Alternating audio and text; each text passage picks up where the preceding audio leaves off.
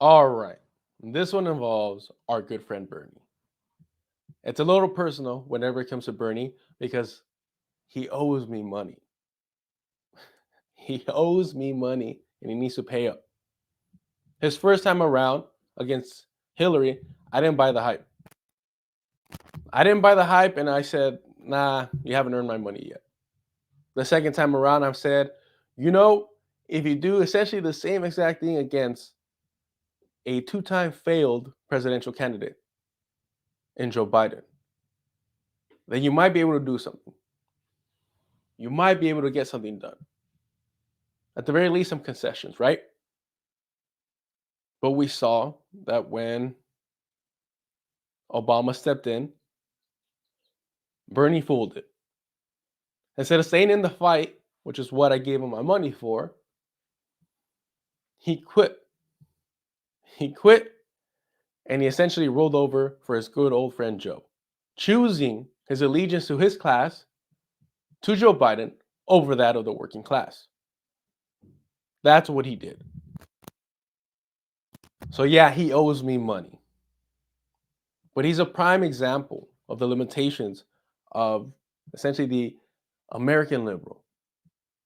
Now, here he is doing the exact same thing that the Democratic Party is doing and reminiscing and glorifying right wing fanatics in order to make Donald Trump the boogeyman. We've seen how George W. Bush is now suddenly loved by the establishment Democrat. Now Bernie is doing the exact same thing with Golda Meir and Benjamin Netanyahu. Let's break it down right here. In one of these pod safe, man, you do not need to accuse somebody of working for the state, of being a Fed, when there's all these white yuppies willing to do it for free because they truly believe in it. No paycheck from the actual government needed when there's a whole country of these yuppies willing to pay them for it. All right, so let's hear it out. To many people do not understand that the Israel of today is not the Israel of Golda Meir of 20 or 30 years ago. It is a right-wing country increasingly becoming a religious fundamentalist country, where you have some of these guys in office believe that God told them they have a right to control the entire area. Not a whole lot different, by the way, than what Hamas is saying. So bottom line, Hamas committed an atrocity. In my view, Israel certainly had the right to defend itself, but it did not and does not have the right to go to war against the entire Palestinian people. 2/3 of the casualties and deaths are women and children. Unacceptable. Unacceptable.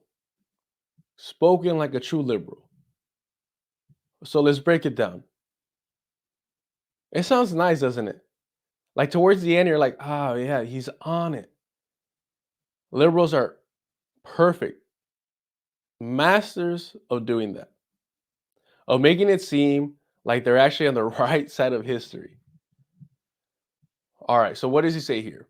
To many people do not understand that the Israel of today is not the Israel of Golda Meir of 20 or 30 years ago. It is a... All right. Golda Meir. And let's be honest, a lot of us, prior to October 7th, were not engaged in the history of the Zionist settler colonial project. That's fair. There's nothing wrong with that, as long as we're embracing the work and doing our homework, essentially. All right. So, who is Golda Meir? Who is this individual that Bernie Sanders is yearning for? Well, this is Golda Meir. New report outlines how Golda Meir's Israel poisoned Palestinian land and ethnic cleansing operation. In the early 1970s, Golda Meir's government poisoned the lands of Aqaba in the West Bank to force out its Palestinian inhabitants and clear the way for an illegal Jewish settlement. And this is something that we have to keep in mind. This here will demonstrate the difference between a rabid, foaming at the mouth Zionist and a liberal Zionist like Bernie Sanders and Golda Meir, who he is missing. He's missing his good friend, Golda Meir. Classical Israel. Apologia portrays the country as a liberal democracy forced to defend itself against hostile Palestinians, as its liberals founders held back radical right-wing Zionists who agitated for more aggressive expansion and settlement. Right? Liberals are always trying to bolster up a boogeyman to make themselves seem like the good cop. So this article by Haaretz here tells the story of the dispossession of the Palestinian village of Arakba, about 3 miles from Hawara, in the northern West Bank. Arakba's lands were coveted for the purpose of establishing a new Jewish settlement, Getit. In the end, 83% of the lands of Arakba, then a village of 4,000 people, were confiscated by Israel, reducing them from 36,000 acres to 6,000 acres. So here's how they did it. The first step was dispossessing residents of the nearby Palestinian village of their land under the false pretense of making it a military training zone. When the Palestinians insisted on cultivating the land, Israeli soldiers sabotaged their tools. Soldiers were later ordered to use vehicles to destroy the crops. A radical solution was employed when this failed. A crop duster spread a toxic chemical. The substance was lethal for animals and dangerous for humans. So before Benjamin Netanyahu, they were already trying to destroy the livelihood of Palestinians. And this is under none other than Bernie Sanders' good friend, Golda Meir. It continues.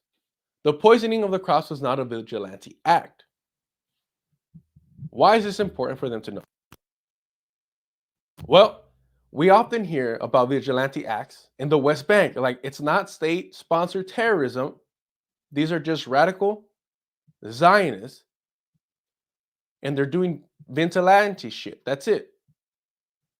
They're out of control, but it's not the state. Well, you can't use this excuse here this time. It was carefully planned and did not only involve military actors, but it also involved the parastatal Jewish Agency. A discussion held at the Army's Central Command in April 1972 with the participation of officers, a representative of the Settlements Department at the Jewish Agency, and the custodian of absentee property was titled Spraying the Irregular Areas in the Tel Tal sector. Tel Tal eventually became Getit. According to the document, the purpose of the meeting was to establish responsibility and schedule for spraying. It also stated that for 3 days after the spraying, no one was to enter the area for fear of stomach poisoning. Animals, the document said, were not allowed to enter for an additional week. Another meeting was held later that month. There is no objection from this command to carry out the spraying as planned. Read the minutes. The custodian of the absentee property will see it that the area's borders are marked accurately and direct the plane accordingly. So this is the state, the innocent state of Israel, planning to use chemical weapons against the indigenous Palestinians in order to establish new settlements. How does this involve Golda Meir? Well, this was under Prime Minister Golda Meir, not Netanyahu, now Itamar Ben-Gvir, now Bezalel Smotrich, liberal icon Golda Meir, the very same one that Bernie Sanders is upholding, who he's missing, yearning for the days of Golda Meir. He is craving to have chemical weapons used against Palestinians. That's what he's missing. That's what he's reminiscing about.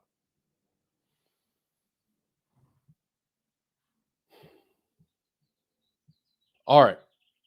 So it continues here.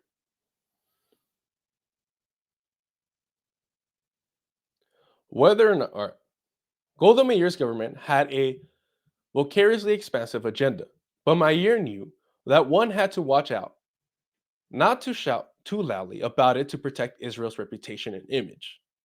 And this is the main difference between a liberal Zionist like Bernie Sanders and Golda Meir and a rabid Zionist like RFK Jr. and Joe Biden. Meir knew that one had to watch out not to shout too loudly about it to protect Israel's reputation and image. The article cites minutes of January 19, 1971, cabinet meeting under the title of Statements of Announcements Regarding Settlements and Outposts. In it, Prime Minister Meir made a special request to the ministers. Is she going to show some compassion, some mercy, some regret, some remorse, something that would entail that she is a goddamn human? That there might be some saving grace among the Zionists? Absolutely not. Before we move forward with our discussion, there's something I'd like to ask. It was our habit that for anything that has to do with settlements, outposts, land expropriation, and so on, we simply do and do not talk about it. Lately, this line of understanding has broken down, and I am asking the ministers for the sake of our homeland to hold back, talk less, and do as much as possible. Talk less and do as much as possible. But the main thing, as much as possible, is talk less. We're not used to ministers appearing in settlements in a ceremony with the press and so on. I ask that it be the same in the future. And the article spells it out for you. So this was the essential difference between the left and the right Zionist leader. How they talk, their PR, the way they engage with the cameras, the way they speak to the world. That is the primary difference, but fundamentally their objective is the same, the eradication of the indigenous Palestinian population, the conquest of indigenous land, as all Europeans always do.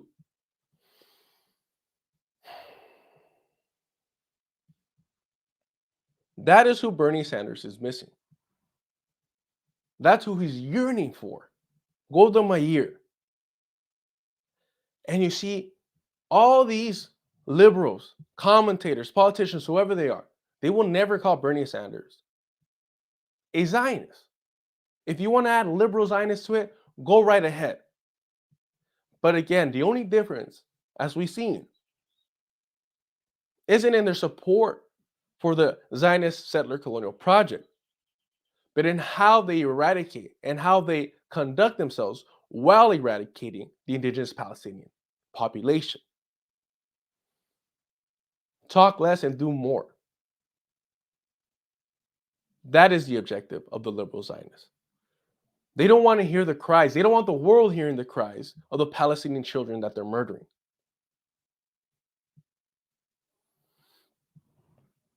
Let's hear a little bit more from Bernie Sanders here.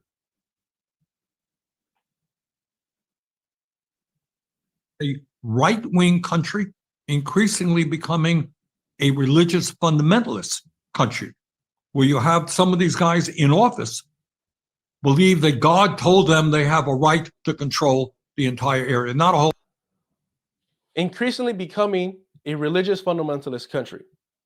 While it is true that the founders of Zionism were predominantly atheists and only weaponized Judaism, corrupted it, bastardized it. Keep this in mind. It was always used, Judaism was always used and manipulated to gather people to that land, to colonize the land. So this isn't some new characteristic of the settler colonial project of Israel. And now you have Bernie here saying, oh, these fundamentalists believe they have the right to the entire land. That God gave them this right. That manifest destiny shit right there. That's always been the mindset. And it wasn't necessarily that God gave them that land or promises that land. The colonization of Palestine by European Jews was their ticket into whiteness. They said, we're tired of the pogroms. You're mass murdering us in Europe. We will leave and we will prove to you that we are Europeans by colonizing, civilizing this land here for you and being your outpost. We'll show you through our barbaric actions that we're just as European as you are. And he has the audacity to compare them to the Palestinian Resistance Force. Right after that, look. A lot different, by the way, than what Hamas is saying. So not a whole lot different than what Hamas is saying. Is Hamas saying some manifest destiny shit? Or are they literally saying, we're going to kick out the settler colonial project. We're going to dismantle it and free our people. Return them back to their homes. You see how liberal Zionists are slick like that? Their main objective isn't just to normalize these monsters and uphold a new boogeyman, the same way that the Democratic Party does with Donald Trump, so that you don't look at the actual institutions themselves as corrupt and rotten from their inception, because the U.S. itself is a settler colonial project. There is no fixing that. So here we have Bernie Sanders trying to equate the resistance forces in Palestine to the manifest destiny believing Zionists. We'll listen to a little bit more here. bottom line, Hamas committed an atrocity. In my view, Israel certainly had the right to defend itself. So resistance, by any means necessary, is an atrocity, even though Palestinians have the right to resist the armed struggle. It doesn't look pretty and never will. But that was the only recourse that they were left with. The world had forgotten about them, and Israel was unwilling to negotiate by any peaceful methods. Because that's not what colonizers do. That's not the language they understand.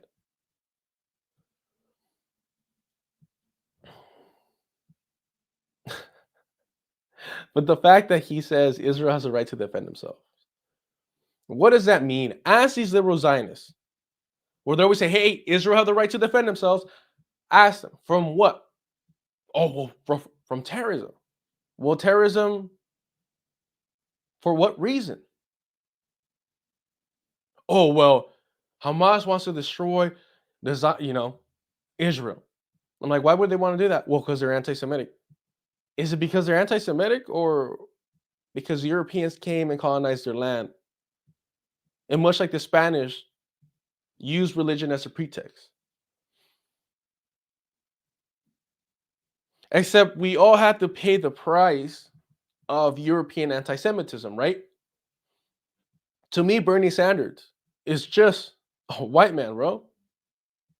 That's all he is to me. But because of European anti-Semitism, I had to acknowledge his faith, or the faith of his parents, his grandparents, whoever they were, right?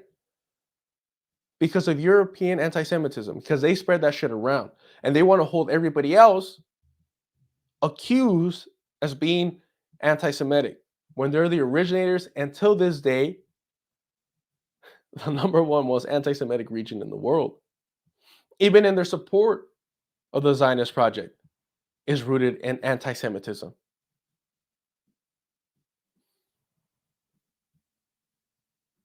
But it did not and does not have the right to go to war against the entire Palestinian people. 2/3 of the casualties and deaths are women and children. Unacceptable. You see that? Unacceptable. He's heartbroken.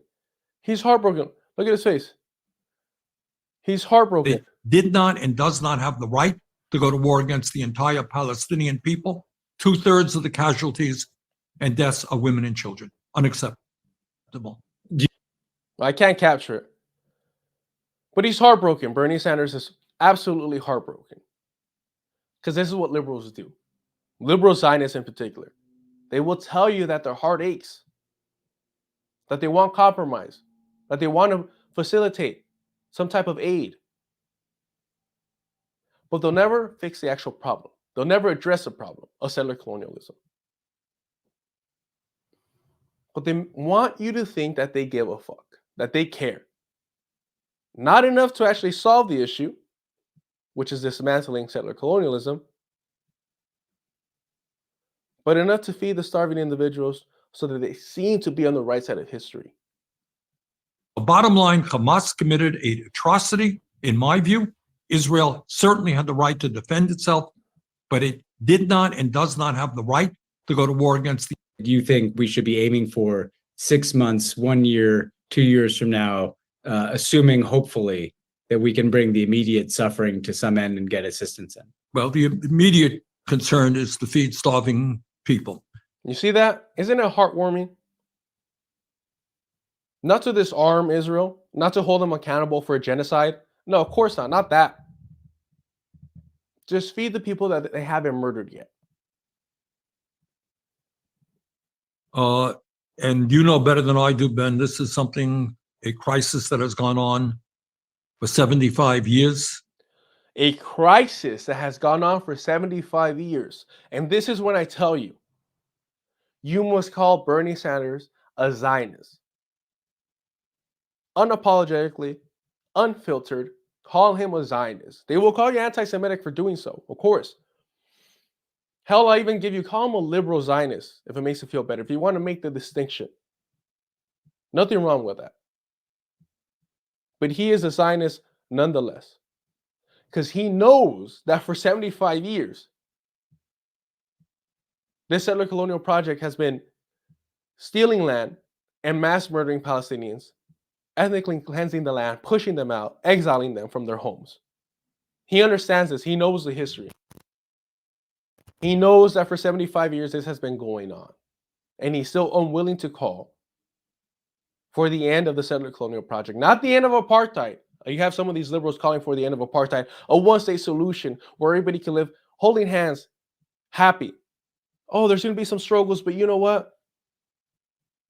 Those Zionists have the right to stay in the homes that their parents stole, in the homes that their grandparents stole. And Palestinians, they just got to learn how to live alongside them.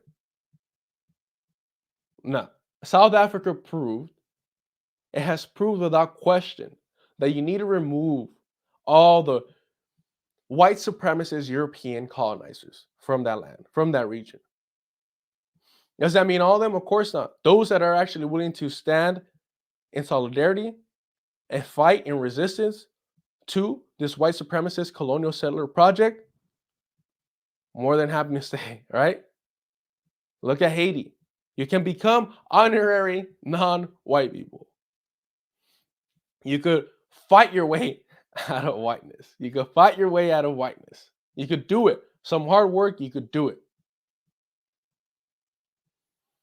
Some commitment, it can happen. But it requires sacrifice. And that's what these liberals are never willing to do. So Bernie Sanders misses Golda Meir. He misses the silent killer, the chemical warfare. Because then it wasn't on the news. Then you didn't have to hear the screams.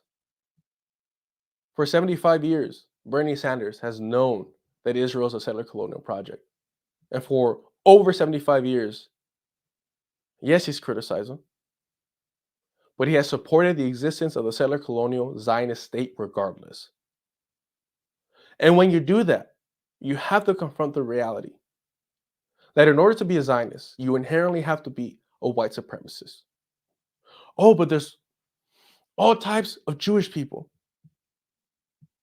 There's some black, there's even some really dark brown ones. My goodness. So why the fuck are they sterilizing them? If they want to increase their population in that region, in order to colonize all the land, why would they sterilize their fellow Jewish inhabitants? Because it's a specific type of individual you have to be. So what supersedes the illusion that it's a Jewish state is the fact that it is a white supremacist colonial project. You can't have too many of them darkies running around here.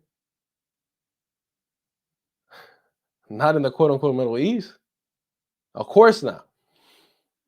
It's a land for Europeans, first and foremost. And they will use their tokens. They will use their diversity hires, no question about it. But nonetheless, in order to be a Zionist, you have to be a white supremacist. Even a liberal Zionist. So keep that in mind next time Bernie Sanders is yearning. His heart is aching for his good old friend Golda Meir. Like and subscribe if you're sick and tired of all these goddamn liberals pretending that they're on the left and taking your money, asking for your money, manipulating the parasocial relationships, the desperations that we need to simply get some opinions on the news, on what's going on and what's happening. You'll never hear me ask you for money, simply for sharing my opinion. Do not feed the do-nothing streamers, the do-nothing video essayists. You work too damn hard for that money. At the very least, give those couple bucks to the guy standing outside the gas station, just trying to have a drink to numb his miserable life. Give it to a local organization, whatever it is. You can flush that money down the toilet and it'll be more useful. It'll get more. It will contribute more to society than these do-nothing streamers and video essayists. Bernie, you owe me money, homie. From you, I will collect. Yes, tú.